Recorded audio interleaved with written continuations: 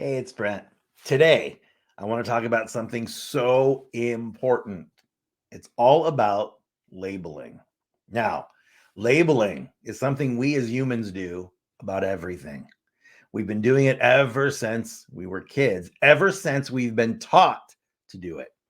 Think back to when you were a small child, or if you have children or grandchildren, think about when they're between 2, 3, 4 years of age and they're asking, what is this? What is this? What is this? What is this? What is this? All the time. Everything's new. Everything's amazing. Everything is beautiful. What is this? It's a tree. What is that? It's a bicycle. What is this? And on and on and on.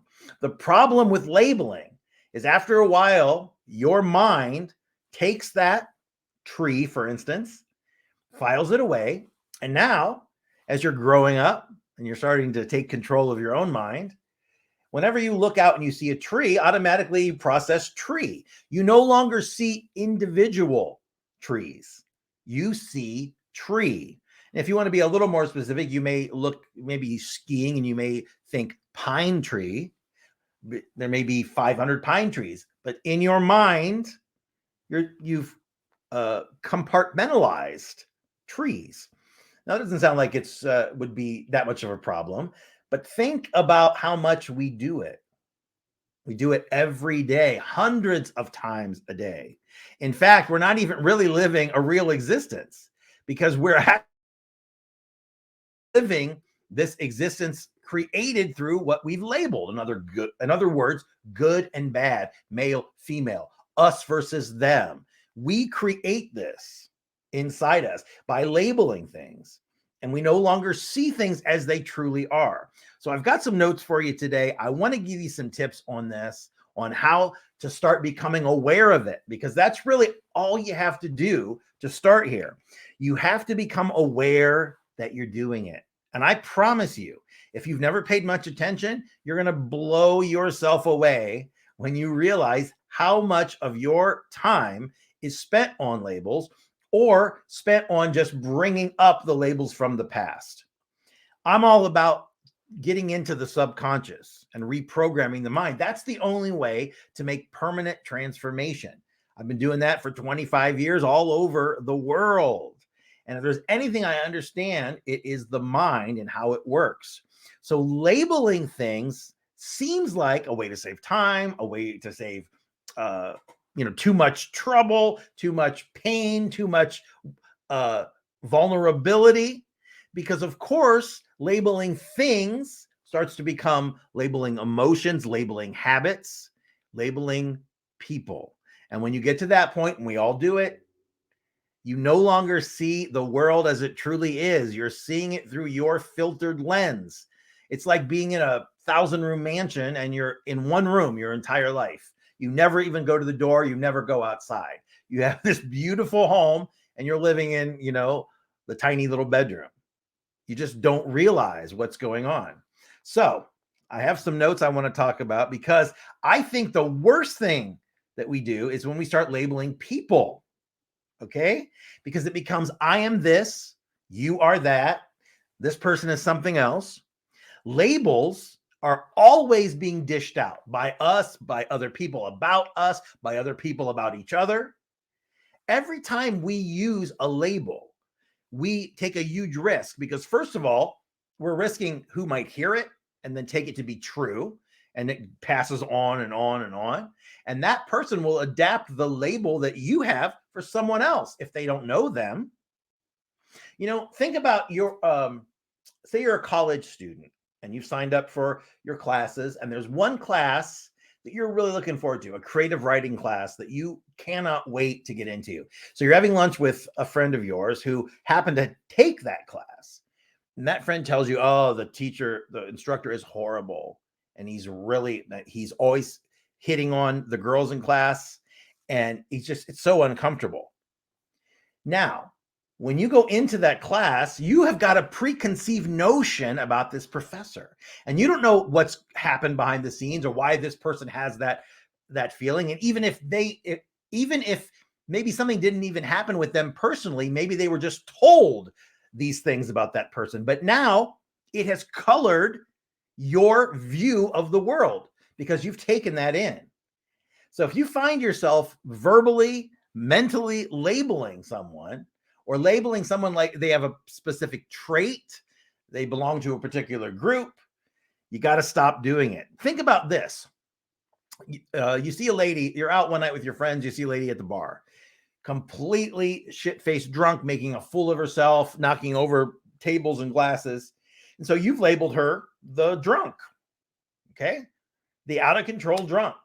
And what if she's never had a drink before? Maybe her father died, her sister's been in a car accident, something happened to her, and so she doesn't know how to process it. So she goes out and has a few too many and embarrasses herself, right? But now forever, you've got this person logged into your mind as the drunk, and we do that all the time. This person's lazy.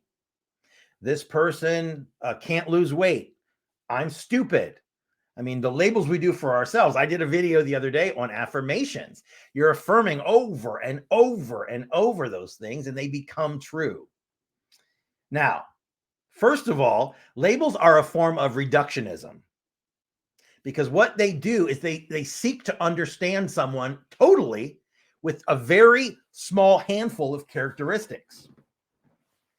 That's not how we work as human beings. People are confused. People are chaotic. That mixture of thoughts and emotions and feelings and actions, everybody's different. So it's very likely that someone is going to hold a differing opinion from yours, and that's okay. But many people will have an internal battle going on between morals and motives and good and bad, all from rules they were taught from someone else. If you're born into a very religious family, you didn't choose your religion. It was chosen for you. If you were born in one country around the world that believes in certain things and the human rights are very, very bad there, you may be racist. But again, you were born into that. You were programmed into that. What do? He's arrogant. She's a bitch. He's selfish. Yes, maybe somebody's arrogant sometimes. Maybe she's nice sometimes, and maybe the person you think selfish, yes, maybe they look out for their own self sometimes, but it's not all the time. You can't take the few moments or however much time, but it's in the grand scheme of things, it's nothing to make that kind of decision and just label someone and put them away. And that's what we do. It's very short-sighted, because first, labels can wrongly infer characteristics in a person. So we think that labels can be easily grouped together. So we get uncomfortable if somebody doesn't fit into a certain group in our mind, right? Even when someone proves themselves to be different than we thought, it still is very hard to shift our perspective. Now, when we label someone as arrogant, like I talked about a minute ago, we may start to mentally assume that they're narcissistic, that they're a bully, that they're incapable of forming close relationships. These are mental constructs we've created about someone else without any information except for the little surface information we can see. Now, it's important to remember too, what labels are subjective. You might see or know someone and you might believe them to be a certain type of person or a certain type of way, but then maybe that was just your first impression. You assign them some label of your choosing, but someone else may interact with that person and they may view that person as a different person completely. Because remember, you never view reality. You view reality through the lens of your past, your fears, your anxiety, your passions, your love, everything. But it means that when you're looking out your eyes into reality, you're never seeing true reality. You're seeing what you want to see, you're hearing what you want to hear, or you're so afraid of not getting something that you're bringing it to you. One person may be called brash, another person might be called the life of the party. It could be the same person. People can change, people can grow. Labels are not flexible. Labels are, this person is that. Okay? Not everybody wishes to change, but everybody does in some way or another. You can't not as you move through life. If we see someone as incompetent at their job, well, this label is hard to shake, right? No matter how accomplished they become, they start to live that. Now, it also works the other way. We may label someone in a positive light, and then that means we're unable to see their failings later on because we don't want to be wrong. We said they were good. We believed they were good, and even confronted with the truth of their dastardly deeds, we still don't want to believe it because we've labeled them positive, good, bad. Labels can be self-fulfilling, and this is so big. Imagine someone telling you you're stupid over and over and over. You'll never amount to anything over and over and over. That's a common message for an emotional abuser. A lot of people are never going to be able to rise to your level. And it's almost impossible to reach down and grab someone and pull them up to you because it takes all of your life force. And if they don't have the capacity, you can't do it. But what they can do, the only way they can do it is to grab you by the ankles and pull you down. That's the only way you harmonize, that you're on the same frequency, the same level. When one of you is higher, you're trying to make a better life, you're believing in yourself, you're creating positivity, you're treating everyone well. The other person is negative. They are in a funk all the time. It's everyone else's fault. When you are in a relationship, whether it be romantic, family, workplace, whatever, and the two people come together for whatever reason, lunch, dinner, maybe you're dating, whatever, they harmonize. I mean, we're all energy, we're all frequency, we're all light. And so that person has got to pull the other person down to meet them. Okay? If you hear something enough times, you start to believe it. So those labels become self-fulfilling. You assign yourself that label. I can never lose weight. If I do, I always gain it back. On and on and on. If you hear it enough times, you believe it. What you believe to be true is true for you. It changes everything. It changes everything. But that belief has to come, and it has to come from somewhere. If you don't have a lot of self-confidence, that belief that you have to pull up from the pit of you will transform everything else in your life. If you don't grow and you don't improve, it only serves to reinforce your label, the label you've given yourself. Now, one of the biggest problems with this is it creates the dynamic of us versus them.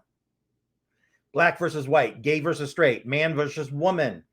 There's only so much. And if you get it, I can't have it. Creates this. And they love it when everyone else is fighting because it's like misdirection. If I know anything, it's that. Look over here and you pay no attention to the huge atrocities going on over here. It's like dangling the keys in front of the dog.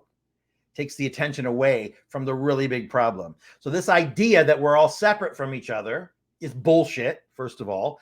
But by labeling someone so we can easily put them away in the compartments of our mind, we create that very thing. Okay? It allows us to quickly identify someone. It's a way we think we can spot a friend from an enemy. It comes from our tribal past, when it was an important use in protecting someone from physical threat, the fight or flight response.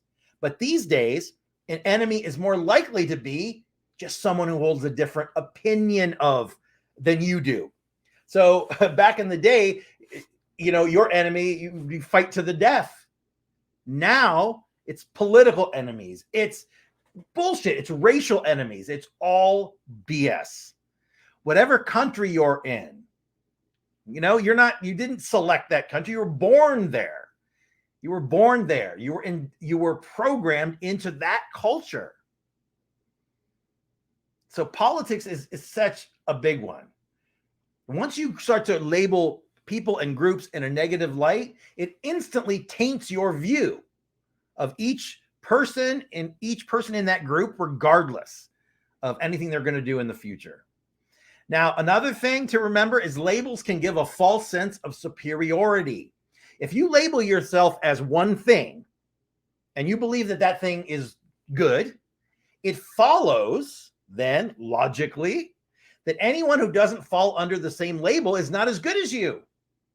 You may hold yourself to the highest possible standard when it comes to cleanliness. Your home, beautiful. You look like $1,000,000. You see this as part of who you are. It is an extension of you. You have assigned yourself the label of clean person. Now, when you meet people that don't meet your standards, that don't do things exactly your way, you risk feeling superior to them. But remember, we're never in competition because no two people have the same skills, will have the same life experiences. So no one is ever on a level playing field. A heart surgeon can go in and save a life, but that guy can't go out on the golf course and play like, Arnold Palmer or something. Some people have amazing skills. Other people they're lacking in that area and they're huge somewhere else. When you go to your friend's house, we'll go with the idea that you're a cleanly person. You go to your friend's house, you see a grimy bathroom, you see some unwashed dishes, and you feel disgusted and you feel smug and you feel superior and you feel, my house would never be like that. This could impact your entire view of this relationship for the rest of your life if you let it.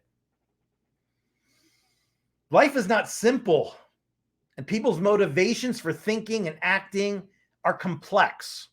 As soon as you start to wonder why everyone doesn't think or do exactly what you do, you are a victim of a superiority complex.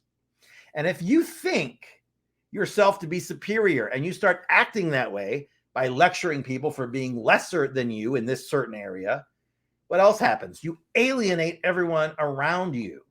Now, feelings of superiority are also a big problem because labels allow us to treat each other poorly.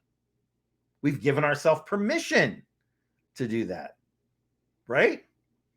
The moment you label someone in a negative light, you give permission to treat them poorly.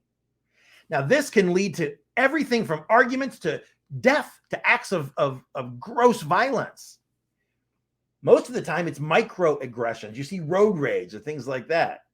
You may give someone a backhanded compliment to disguise your dislike of them, right? You might act spitefully by not inviting someone from your friend group to an evening out because you've labeled them. Maybe you're going to play tennis or bowling or something, and this person you think is a little too competitive. So you're not going to invite that person because in your mind, they're overly competitive. Maybe they'll rub people the wrong way. It could even be a lack of courtesy to a homeless person because you view them as a beggar, right? You look at them as someone so low. They just need to get their act together. You don't know their story. You don't know what they're suffering from, their past, nothing.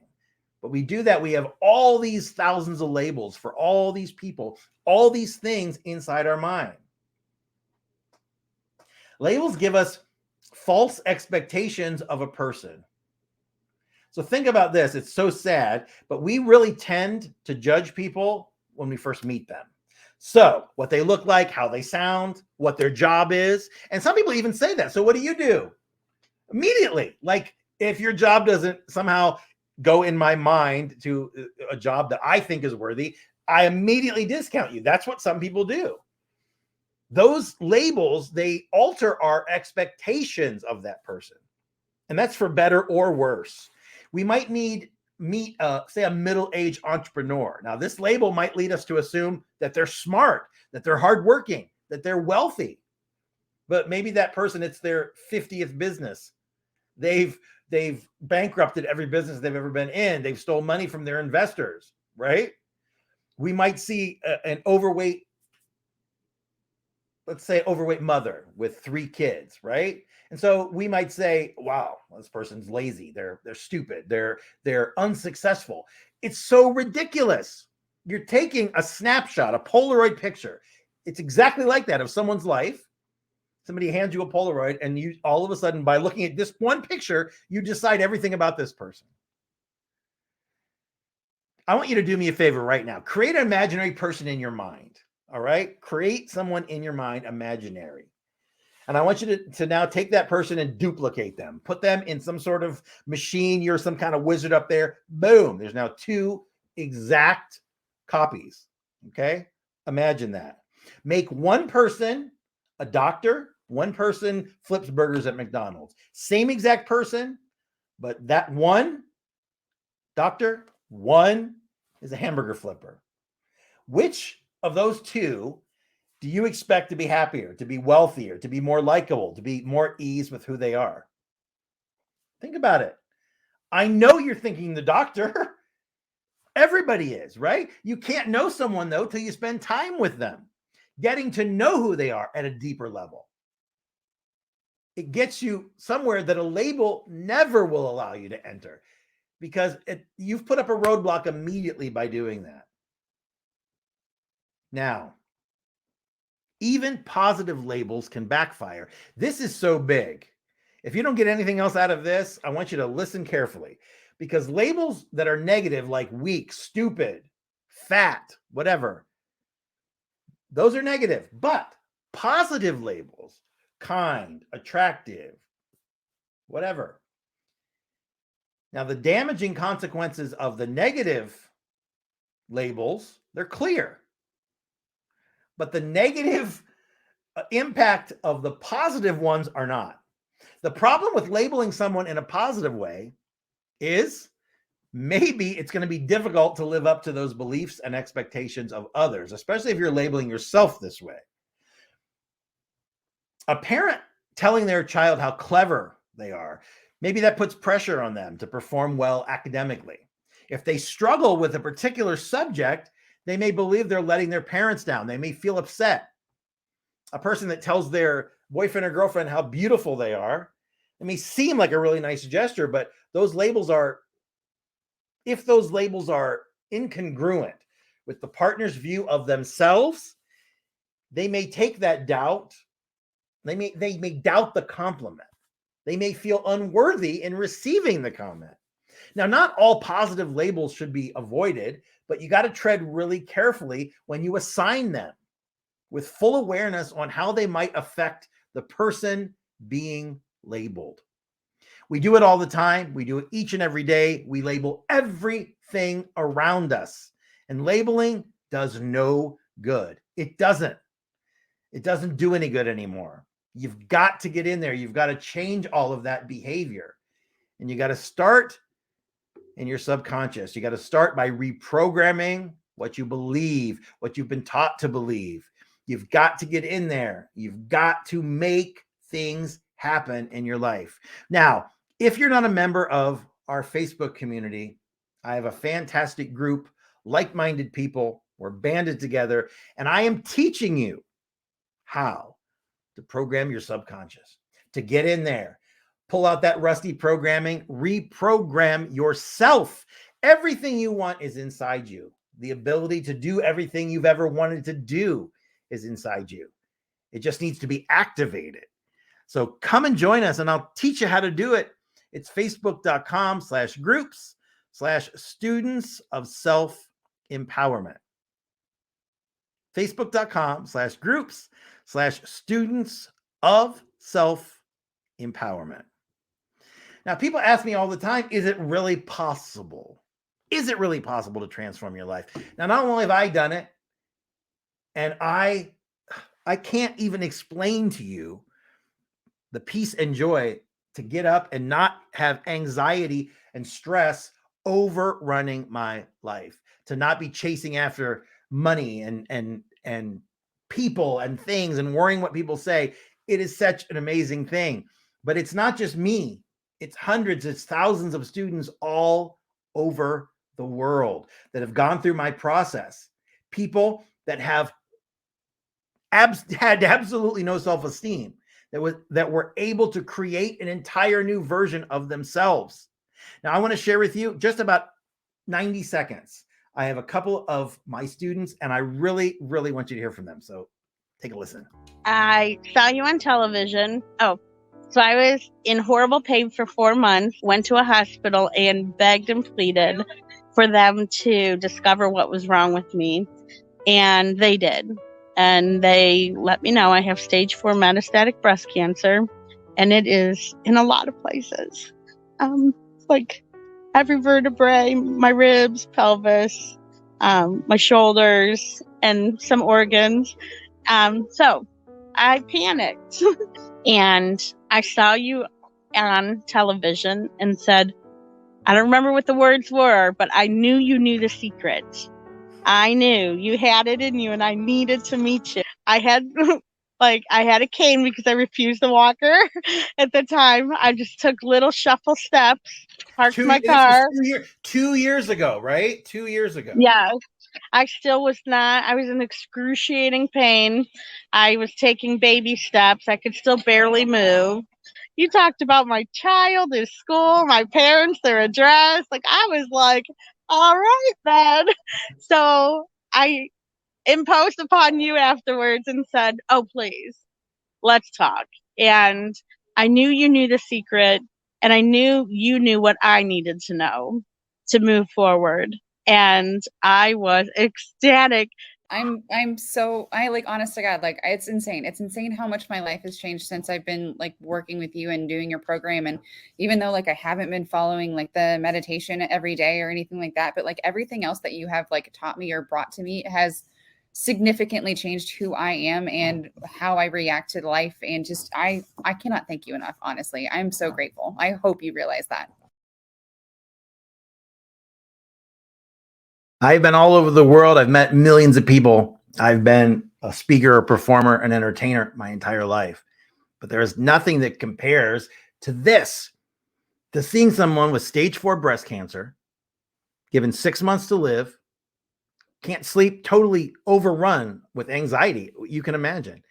And now, 2 years later, hardly any fear. Banished the fear. I took her under my wing. I instructed her with my books. But taken this woman from a place where she is afraid of everything and it's just over for her to a new lease on life. I believe that all of us, every single one of us inside, there's something that we're meant to do. There's something that we want to do.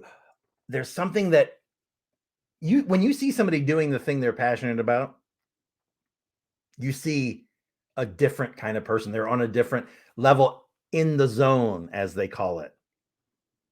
I want you to go to brentwebtraining.com because I guarantee your transformation. I am so excited about my new program.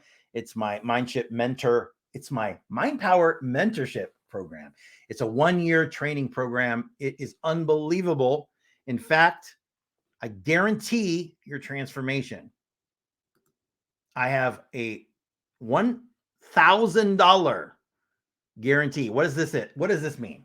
It means if you take this program and you train with me, and when this program is up, if you have not seen fantastic, incredible transformations in every area of your life that matters, I will give you a full refund and $1,000 from my pocket. I only make this offer because no one ever fails, because this is a comprehensive program. From beginning to end, step by step, it builds. I teach you what you need to know, when you need to know it. We have a community of people. We support each other. We have monthly question and answer sessions. It is really a fantastic community.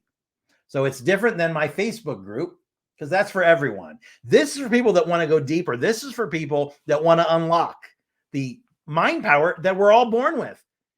Why do some people succeed on such a huge level? Some people don't succeed at all.